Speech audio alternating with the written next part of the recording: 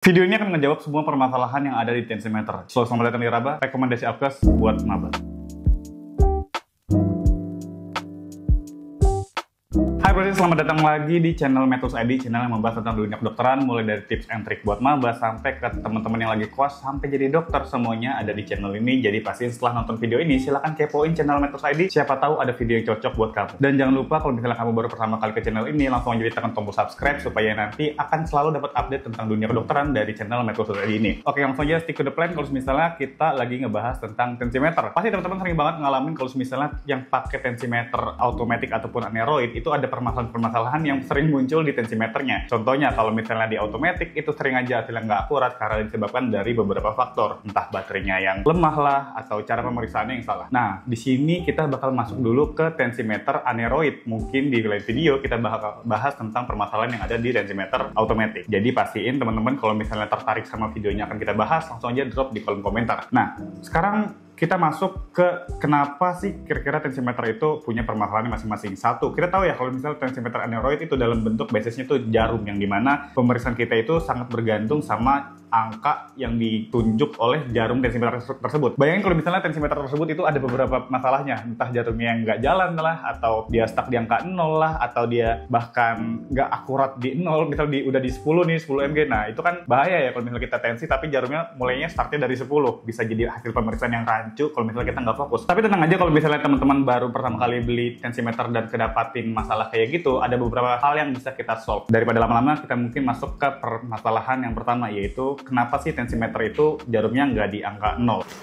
Oke, kita akan ambil contoh dari tensimeter aneroid General Care di sini, yang mungkin teman-teman juga banyak yang pakai ya, terutama kalau misalnya mau dipakai pemeriksaan kayak baksos atau terjun ke lapangan untuk pemeriksaan massal, medical check up. Biasanya aneroid ini sering dipakai juga karena satu, sangat affordable ya dari harganya, jadi masuk di kantong mahasiswa yang mau melakukan pemeriksaan. Tensimeter ini kayaknya punya minat yang cukup tinggi, walaupun mungkin nggak sekelas sama ABN dan lain-lain ya. Tapi yuk coba kita bahas dulu ya. Untuk review tensimeter ini sebenarnya aku udah buat videonya, teman-teman bisa cek di pojok kanan atas atau bisa aja klik link di deskripsi kalau misalnya tertarik untuk pembahasan tensimeter ini yang khusus untuk General Care. Dan dia by the way udah ada standarisasi Kemenkes AKL, jadi dia alat kesehatan luar negeri. Jadi tenang aja teman-teman kalau misalnya mau melakukan pemeriksaan, dia udah lulus dari standarisasi AKL. Nah, permasalahan dari sini adalah kenapa tensimeter itu jarumnya nggak di angka 0.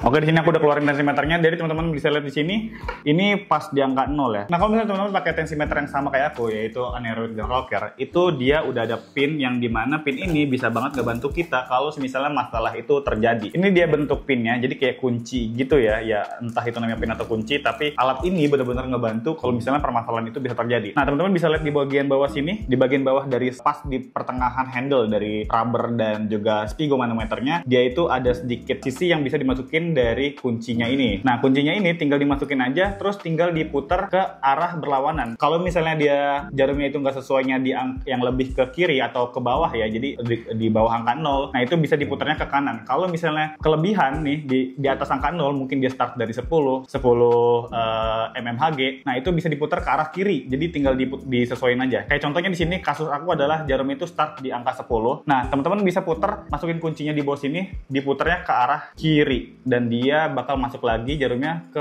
angka 0. Jadi nggak usah khawatir kalau misalnya teman-teman baru beli tensimeternya terus ternyata pas datang itu jarumnya di angka 10.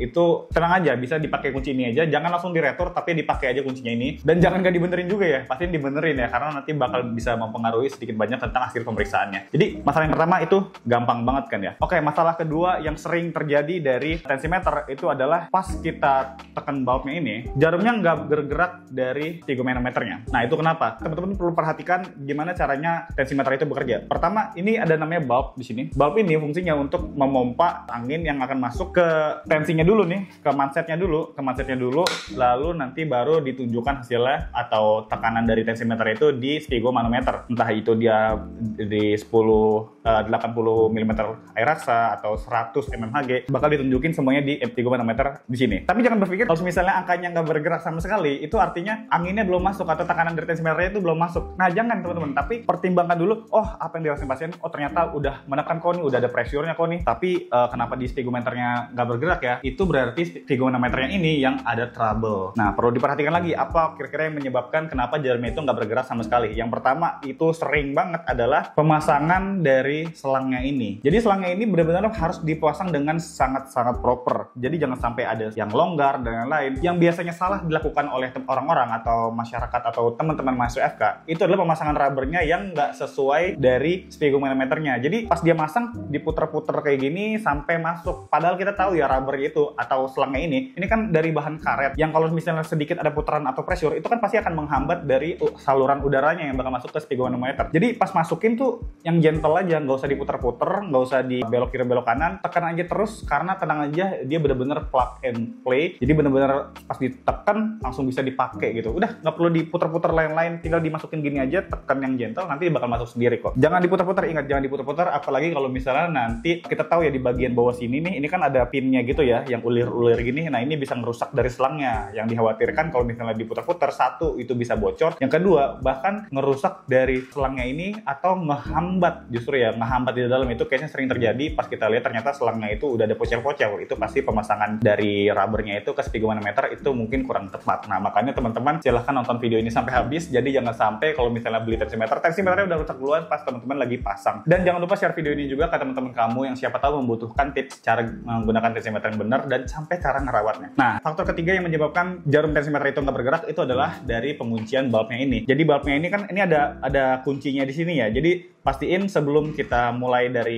memompa, setelah mansetnya terpasang dengan benar, itu perlu dikunci dulu di sini supaya nanti angin dari mansetnya itu nggak akan balik lagi ke bulb. Jadi benar-benar ditekan. Nah, ini bakal ngembang tuh. Jadi jangan posisinya masih seperti ini, masih nggak terkunci. Dilepas kuncinya itu pas nanti pemeriksaan tensimeter itu udah selesai. Jadi pas udah kita mau dengerin install udah ketemu hasilnya, nah itu baru bisa dilepas dari pin tensimeternya ini. Jadi simpel itu ya. Jadi jangan kebalik. Yang pasti yang kalau misalnya kita mau pasang mau pemeriksaan, kunci dulu, selesai pemeriksaan itu baru bisa dilepas. Oke, itu dia permasalahan kedua dari tensimeternya itu. Dan permasalahan ketiga adalah manset. Nah, manset ini biasanya itu sering banget ya kita alami kalau misalnya kita mau pemeriksaan ke pasien-pasien yang entah itu berat badannya sangat jauh dari biasanya kita ya, manusia normal misalnya di angka 50 sampai 60 kg.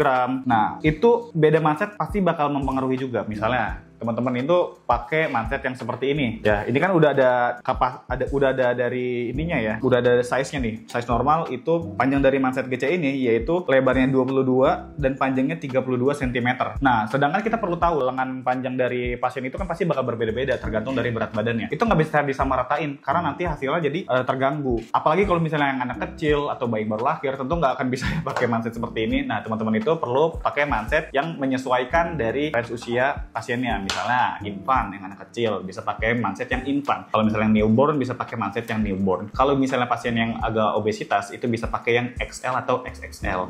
Nah itu tinggal disesuaikan semua. Sayangnya kalau misalnya di GC ini nggak ada dari mansetnya. Tapi kalau misalnya teman-teman pakai yang ABN seperti ini nih, ABN seperti ini udah ada kok untuk manset dari masing-masing ukurannya. Dia ada beberapa manset ya, mulai dari newborn, infant, child, adult, bahkan adult ini untuk beberapa orang dewasa sampai ke XL. Nah itu semuanya udah ada di ABN Spectrum kalau misalnya teman-teman mau lakukan pemeriksaan yang lebih spesifik lagi, yang mendalam tergantung dari range usia si pasien tersebut. Jadi teman-teman pertimbangkan ketika teman-teman mau memilih tensimeter aneroid ya, pastinya kalau misalnya untuk masih FK, jadi jangan pakai yang automatic dulu. Pertimbangkan dulu nih, mau yang harganya lebih ekonomis tapi teman-teman udah stick to the plan untuk pasien ini aja gitu. Nah itu nggak ada masalahnya untuk stok GC. Tapi kalau misalnya untuk pemakaian jangka panjang, ABN ini menurut aku best option banget sih buat teman-teman yang mau melakukan pemeriksaan hasil akurat tapi tetap ergonomis dan juga ekonomis. Karena apa? Kalau misalnya teman-teman mau periksa pasien yang range usia yang berbeda, biasanya nanti pas koas ketemu orang dewasa tapi pas tas anak itu ketemunya infant dan juga newborn, nah itu bisa beli mansetnya aja. Jadi di ABN ini udah menyediakan spare part yang bisa kita beli. Bahkan gak cuma mansetnya aja loh, kalau misalnya bulb yang rusak itu bisa dibeli juga di ABN. Jadi ABN ini bener-bener ya kalau misalnya dapat award, dia award yang paling brand yang paling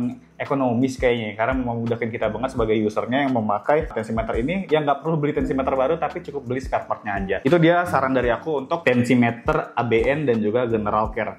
Oke, dia itu teman-teman, semoga video ini cukup menjawab pertanyaan teman-teman semua yang lagi struggle ketika baru menggunakan tensimeter. Jadi setiap ada permasalahan itu tentu ada solusinya dan kita bisa cari bareng-bareng. Itulah kenapa teman-teman itu harus beli tensimeter itu di Metus, karena di Metus itu ada garansi after sale service kalau misalnya produk atau barang yang teman-teman terima itu tidak sesuai sama harapan atau ekspektasinya. Misalnya kayak, oh tensimeternya kok mansetnya kotor, oh tensimeternya kok mansetnya robek. Nah itu semua bisa di service di Metus, tenang aja. Dan kalau misalnya teman-teman nggak tahu cara pakainya atau nggak bisa cara pakainya, itu udah ada banyak banget video tutorial yang bisa Metus provide ke teman-teman supaya nanti pas teman-teman mau memeriksa sampai merawat tensimeternya itu semua sesuai standar yang diberikan dari brand tersebut. Jadi tenang aja, pasti bakal awet dan jangka panjang. Linknya udah aku taruh di deskripsi, jadi kalau misalnya teman-teman melakukan pembelian tensimeter melalui video ini itu akan dapetin diskon khusus 2,5% yang tentunya bakal ngehemat banget kan ya untuk teman-teman yang lagi mau melakukan pemeriksaan. Yes, bayangin kalau misalnya mau beli 10 atau 100 cm, berapa banyak uang yang teman-teman hemat. Linknya ada di deskripsi. Oke, cukup sekian untuk Raba pada hari ini. Jadi jangan lupa video ini di-share ke teman-teman kamu yang lagi membutuhkan tips and trick untuk merawat tensimeternya. Dan jangan lupa di-share, siapa tahu tips aku ini bakal bermanfaat buat kamu di kemudian hari dan kamu bisa nonton video itu atau balik ke channel ini lagi. Oke teman-teman, sampai jumpa di video berikutnya and